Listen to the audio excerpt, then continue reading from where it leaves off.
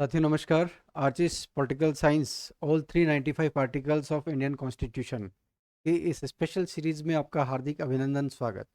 साथियों, कंपटीशन चाहे पियोन का हो या यूपीएससी का हो या प्रोफेसर का हो या एसएससी का हो या रेलवेज का हो, कोई भी कॉम्पिटिटिव एग्ज़ाम हो, उसमें भारतीय संविधान से संबंधित प्रश्न अवश्य आते हैं।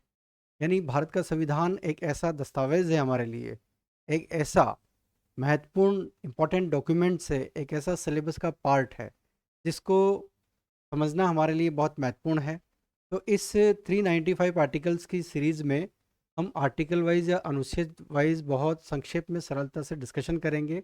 इस सीरीज़ का हमारा जो टारगेट है, वो टारगेट ये है कि भारतीय संविधान के विभिन्न अनुच्छेदों को, विभिन्न प्रावधानों को बिल्कुल वर्ड टू वर्ड या अक्षर से समझना। उसके साथ ही उस आर्टिकल का जो विशेष भाव है, वो आर्टिकल कहना क्या चाहता है, उस आर्टिकल के भावों के साथ उस आर्टिकल की इम्पोर्टेंस को समझना भी हमारी इस स्पेशल सीरीज़ का लक्ष्य है। इसके साथ भारतीय संविधान को वकीलों का संविधान कहा जाता है। इसकी भाषा को थोड़ा सा टिपिकल या क्लिष्ट माना जाता है। तो इस संविधान के विभिन्न अनुच्छेदों को बहुत सरलता से समझना भी हमारा इस सीरीज़ का टारगेट है।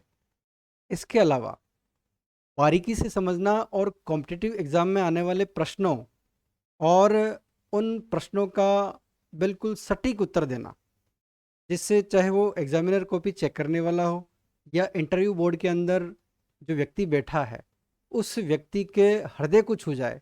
यानी ऐसे शब्दों का इस्तेमाल, इस तरह से उसको सरलता से समझाना कि हर टचिंग आपका आंसर हो और जिससे आपको मैक्सिमम मार्क्स मिले।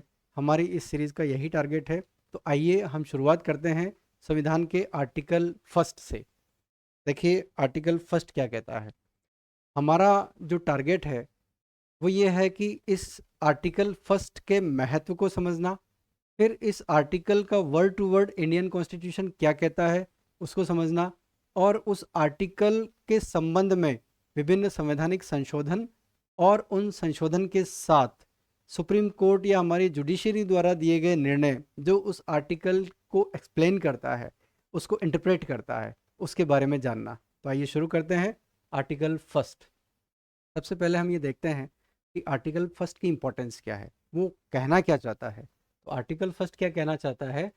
आर्टिकल फर्स्ट ये कहता है कि भारत को एक साथ जोड़कर रखने का काम। यानी आर्टिकल फर्स्ट हमारा ये कहता है कि हमें भारत को एक साथ जोड़ना है। ये काम जो है एक साथ जोड़कर रखने का काम, ये इंडिकेशन हमारा आर्टिकल वन करता है। इसके साथ ही भारत के होने का मतलब, भारत क्या है।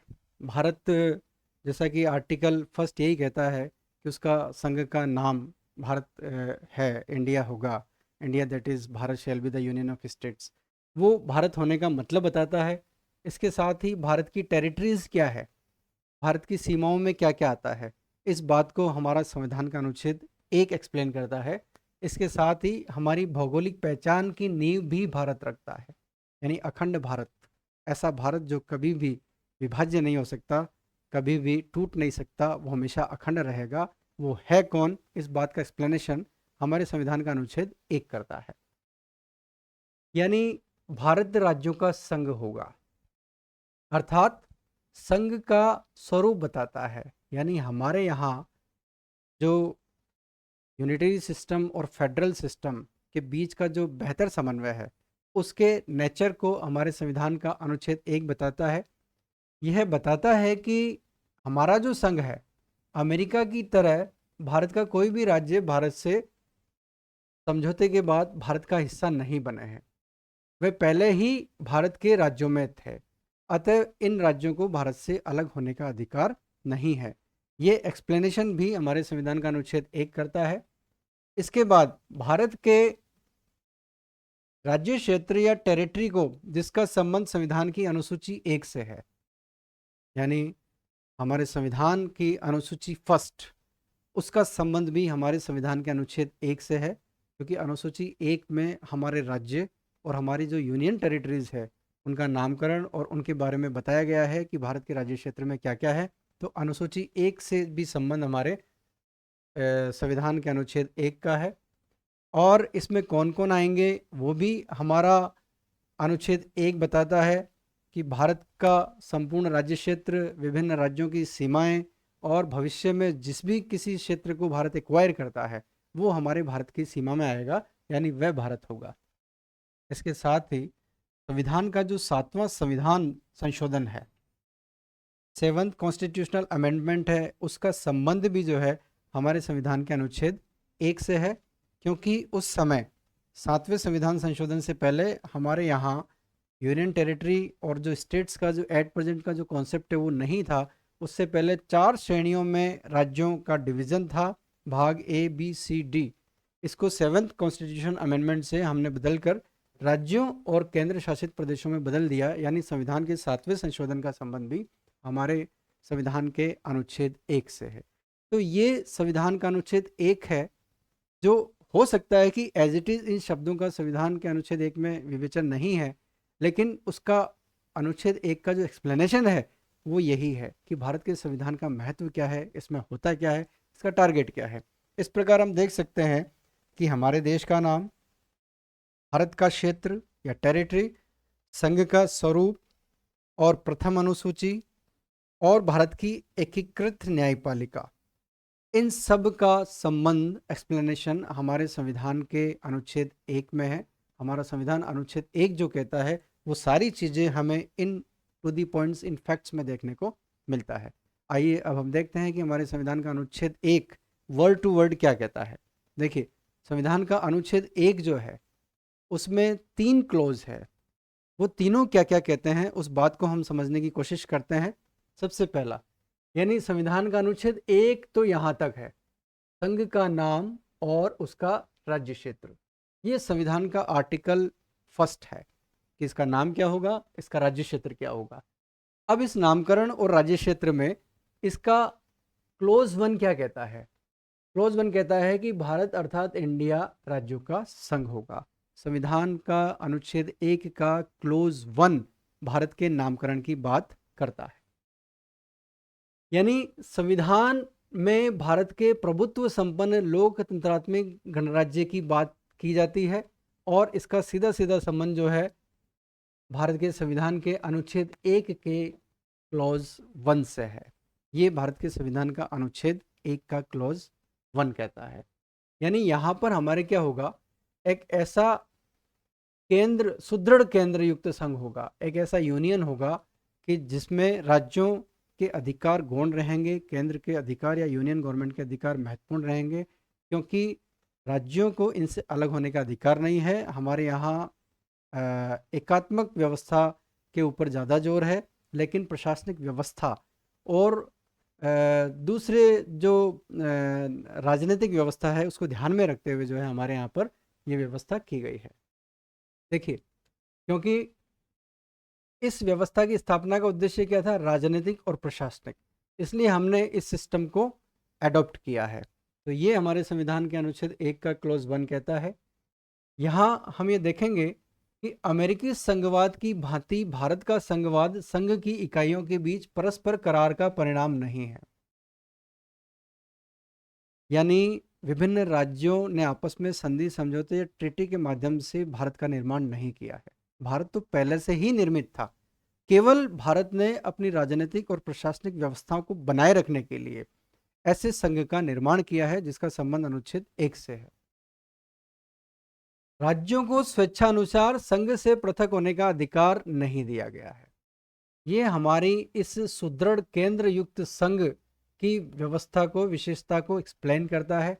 इस संदर्भ में डॉक्टर अंबेडकर ने एक बात कही, उन्होंने कहा, इसी बात को उन्होंने एक्सप्लेन किया कि यद्यपि भारत को एक संघ होना था, लेकिन यह संघ राज्यों के बीच हुए करार का परिणाम नहीं था और न किसी राज्य को संघ से पृथक होने का अधिकार दिया गया है। यानी ये अखंडता की बात करता है। हमारे संविधान की प्रस्तावना में भी इसका जिक्र है, और यही बात जो है हमारे संविधान का अनुच्छेद 1 करता है। ये सारी बातें इसके अंदर आती है। यहाँ पर हम ये देखेंगे कि अमेरिका के संघ और भारत के संघ में क्या अंतर है। ये इंटरव्यू का प्रश्न है, और शॉर्ट क्वेश्चंस में यूपीएससी और डिफरेंट पीएससीज के एग्जाम्स में भी ये रिटर्न का भी एक छोटा प्रश्न भी है कि भारत के संघ और अमेरिका के संघ में क्या अंतर है। देखिए, अमेरिका का जो संघ है वो फेडरेशन है और वो अविनाशी है, इंडस्ट्रक्टेबल है, यानी लोग साथ आते गए और कारवा बनता गया। भारत में तो कारवा पहले से ही बना हुआ था, फिर हमने उसको सिस्टमेटिक किया। और अमेरिका में एक के बाद एक, यानी 13 राज्यों से शुरू होता है, 14, 15, 16 ऐसे करके 50 राज्यों तक यूनाइटेड स्टेट्स ऑफ अमेरिका का निर्माण होता है। यानी लोग आते गए, जुड़ते गए और कारवा बन गया। भारत में कारवा पहले से मौजूद था, हमने सिर्फ उसको व्यवस्थित किया है। भारत का जो संघ है वो अविभाज्य है, यानी उसका विभाजन कभी नहीं हो सकता और वो परमानेंट है, इंडिविजिबल एंड परमानेंट यूनियन, यानी डिविजिबल नहीं है और ये परमानेंट है। ये भारत का संघ जो है अमेरिका के संघ से अंतर इस बेसिस पे इसका अंतर हो सकता है। यानी देखिए, जब हम ये कहते हैं कि भारत का संघ अविभाज्य है तो इसको हम नीचे 2-3 पॉइंट से समझ सकते हैं। पहला, यह राज्यों की संधि से नहीं संविधान से बना है, यानी भारत का जो संघ है राज्यों के आपस के मेलजोल से या उनकी बातचीत से नहीं बना है, हमने संविधान से इसको बनाया है। तो यहाँ हमारे यहाँ संविधान इंपॉर्टेंट है, संविधान एक है, सभी राज्यों को उसको मानना कंपलसरी है, आवश्यक है। तो इसलिए हमारे देश का संविधान, हमारा भारत का जो संघ है वो अविभाज्य है। नेक्स्ट, राज्यों को अलग होने का अधिकार नहीं है, ये बात हम कर चुके हैं। नेक्स्ट, केंद्र सरकार को राज्यों की सीमाएं बदलने की शक्ति है। आगे के आर्टिकल में हम ये पढ़ेंगे, इससे हम ये अंदाज़ा लगा सकते हैं कि संविधान का अनुच्छेद 1 कहना क्या चाहता है। इसके बाद हम देखते हैं कि संविधान भारत की एकता और अखंडता की रक्षा करता है। तो हमारे यहाँ सर्वोपरि कौन है? संविधान। अमेरिका में सर्वोपरि कौन है? अमेरिका के विभिन्न राज्य, अमेरिका के 50 राज्य, वो वहाँ पर सर्वोपरि है, उनकी आपसी सहमति। और इसीलिए हम ये जानते हैं कि अमेरिका की सीनेट में सभी राज्यों को जो है समान प्रतिनिधित्व दिया गया है, जबकि भारत के राज्यों में ऐसी स्थिति नहीं है। तो ये जो है संविधान हमारे लिए हमारी संघात्मक व्यवस्था की एकता और अखंडता की रक्षा करता है, जिसका सीधा संबंध हमारे संविधान के अनुच्छेद 1 से है। इसके साथ देखिए कि भारत के राज्यों का निर्माण भाषाई और प्रशासनिक सुविधा के लिए हुआ है, यानी हमारे यहाँ जो राज्य बने हैं ना, वो एक सिस्टम को डेवलप करने के लिए बने हैं, वो सुविधा के लिए बने हैं, वो वेलफेयर स्टेट को प्राप्त करने के लिए बने हैं, न कि उन राज्यों का मिलन इस टारगेट के साथ हुआ है कि हम हमारी इच्छा से इस देश के साथ बने रहना चाहते हैं। ऐसा कोई कॉन्सेप्ट भारत के संघ व्यवस्था में या भारत के संविधान में आर्टिकल 1 में नहीं है। तो यह जो है स्वतंत्र राष्ट्रों के संघ से भारत का संविधान नहीं बना है। तो देखिए, भारत के संविधान का अनुच्छेद 1 का क्लोज 1 क्या कहता है, इस बात को हमने यहाँ पर समझने की कोशिश की है। तो ये हमारे भारत के संविधान का अनुच्छेद 1 का क्लोज 1। अब देखिए अनुच्छेद 1 का क्लोज 2 क्या कहता है। देखिए क्लोज 2 क्या कह रहा है, राज्य और उनके राज्य क्षेत्र में वे होंगे जो पहली अनुसूची में लिखे गए हैं, वर्णित किए गए हैं। यानी हमारी जो अनुसूची 1 है उसमें 8% 28 राज्य हैं और 8 जो है केंद्र प्रशासित प्रदेश या यूनियन टेरिटरी है। तो आर्टिकल 1 का क्लोज 2 हमारी अनुसूची 1 से संबंध रखता है, हमें इस बात को जानना है। और अनुसूची 1 में देखिए संविधान के 7वें संशोधन से संशोधन हुआ है कि वहाँ 4 कैटेगरी से निकल कर हम 2 कैटेगरी की तरफ आ जाते हैं। तो आर्टिकल 1 का क्लोज 2 हमारी अनुसूची 2 से संबंधित है। आगे हम चलते हैं, भारतीय संविधान का क्लोज 3 क्या कहता है, 1 क्या कहता है हमने देख लिया। देखिए संविधान का क्लोज 1, 2 क्या कहता है, संविधान का क्लोज 2 जो है हमारे राज्य क्षेत्र और अनुसूची 1 से संबंधित है। क्लोज 3 जो है ये डिफाइन कर रहा है कि भारत के राज्य क्षेत्र में कौन कौन होंगे, यानी भारत कैसे बनेगा। देखिए पहला, राज्यों के राज्य क्षेत्र, यानी जितने भी हमारे राज्य हैं वो सब भारत के राज्य क्षेत्र में होंगे। संविधान के अनुच्छेद 1 के क्लोज 3 का पहला बिंदु ए पॉइंट। दूसरा क्या है, पहली अनुसूची में लिखे गए वो संघ राज्य क्षेत्र, यानी यहाँ तो हमारे आ जाते हैं स्टेट्स और यहाँ हमारे आ जाते हैं यूनियन टेरिटरीज।